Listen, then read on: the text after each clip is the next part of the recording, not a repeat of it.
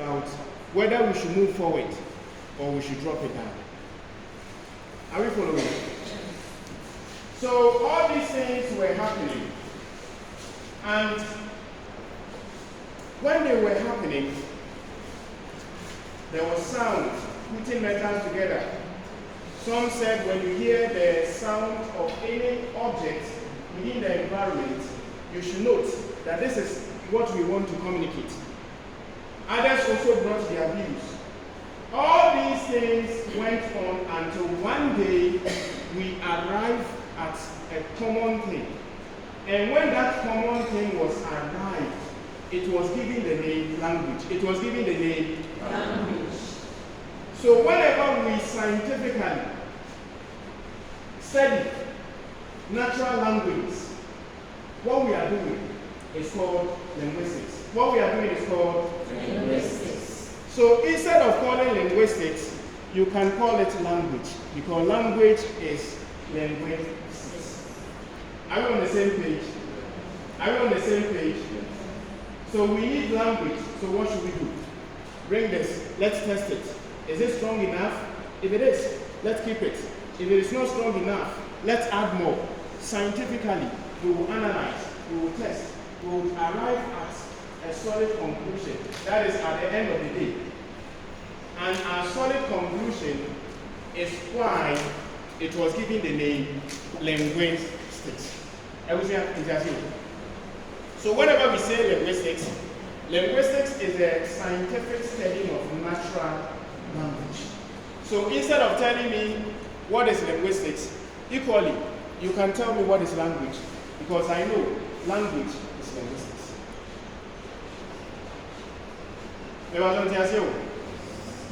Now, we have language, and the language that we have was scientifically studied. When it was scientifically studied, it was given the name linguistics. So now we are looking at how we can organize a language. How we can organize a language. What goes into it for it to be called a language? Before we can organize a language, we need 4 or 5 basic things. First, we need what we call words. We need what we call words. So, I want to communicate. I need words. How would you get those words? You will get those words when you see things around you to have names, to have meanings. So there is table. So now I have table, I have coffee, I have sit. I have table, I have coffee, I have sit. I have words. But remember, I told you that my attention is to communicate. So if I tell you coffee, table, coffee, sit, am I communicating? So the studying of how words are formed was given the name morphology. So before we can call something a language, before we can create language, we need words. So morphology is basically the formation of words, or is the studying of how words are formed. Now we have words, and the words that we have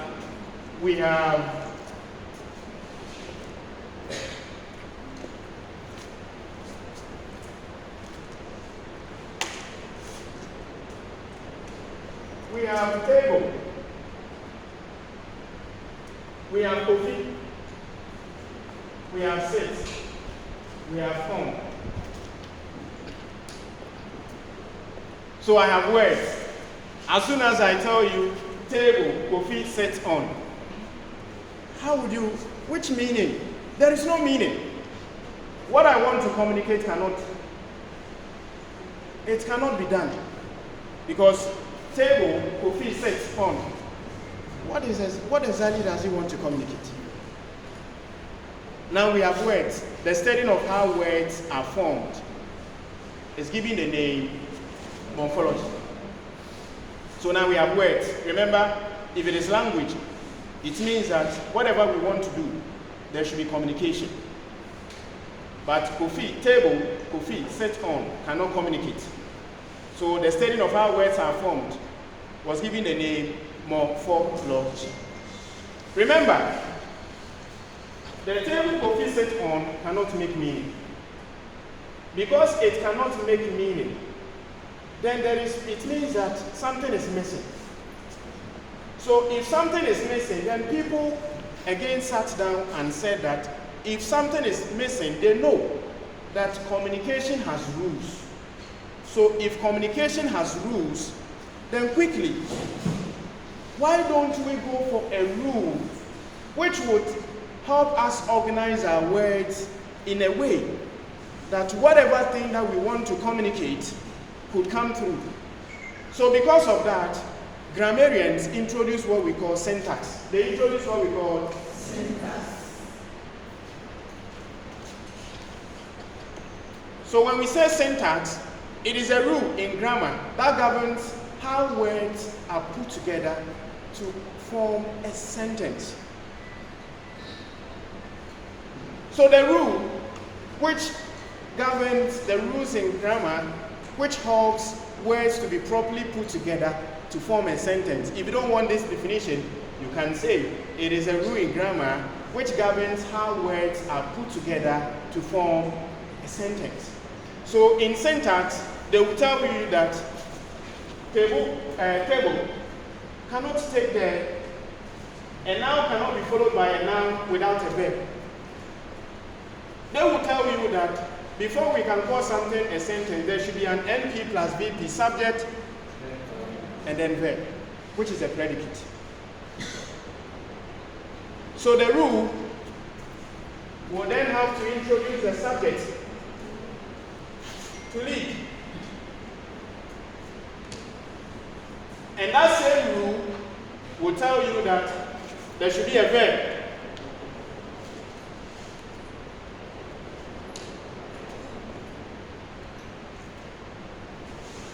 Will tell you that there should be a verb. And then you get to know that if the verb is transitive, what follows is a noun. He slapped who? The boy. You can't say he slapped in the room. You can't say he slapped going. When the verb is transitive, when we say transitive verb, it is any verb which carries an action and can allow a noun to follow. Why is it allowing a noun to follow? It is allowing a noun to follow because remember we said the verb carries an action, so that the noun suffers its action. So once a verb carries an action and allows a noun to follow, the verb is given the name transitive verb.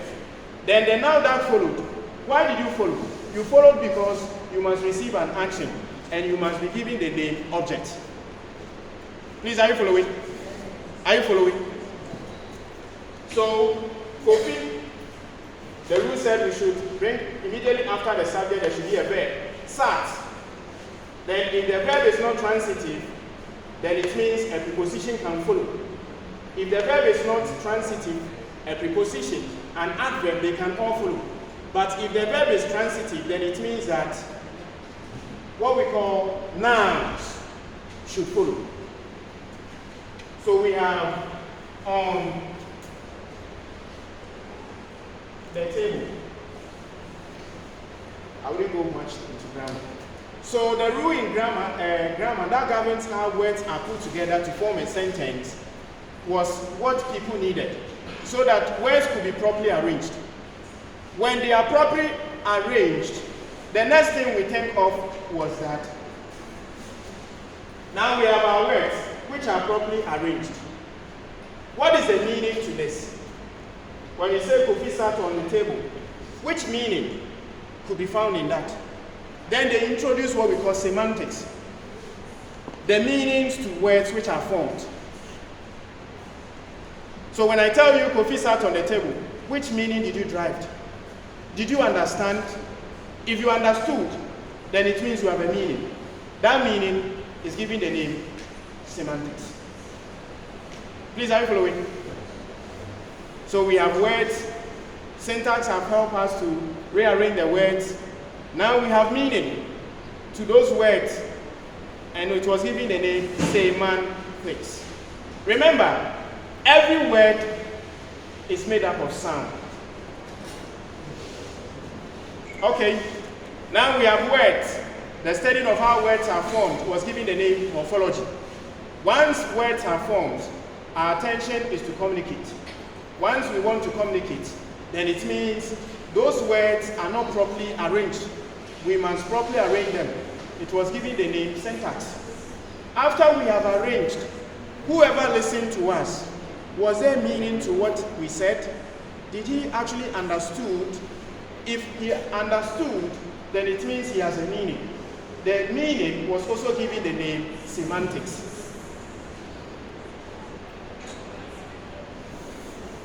You could tell that every word is made up of sound. Right? Yes. Every word is made up of sound. So if it is sound, then we should be thinking of phonetics and phonology.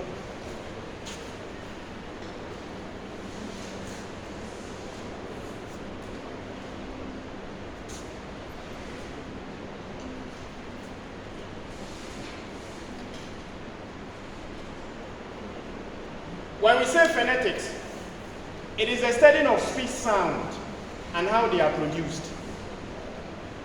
The study of speech sounds and how they are produced. So whenever you study speech sounds and after studying, you are able to produce them, what you are doing is called phonetics. So now, let's look at this sound. You get it? You could hear that the manner was in the nose, which is nasal. Okay? So whenever you study, now let's try this word. Po. Okay? Which is plosive. Now, I expect you not to open your mouth. Everybody close your mouth. Close your mouth. Close your mouth. Produce this sound for me. No, close your mouth. Produce it for me. So those people were very smart because they got to know that if the words that we have, they have sounds. So if we don't study the sounds within them, it will be very difficult for us to produce them. Communication will be at fault. So what should we do? We must study speech sounds and know how they are produced. By so doing, it was given the name phonetics. Please, are we following? Yes. Then finally, we have phonology. When we say phonology is the study of the sound pattern of the language. The pattern, its sequence. So that when you enter this room, for example, where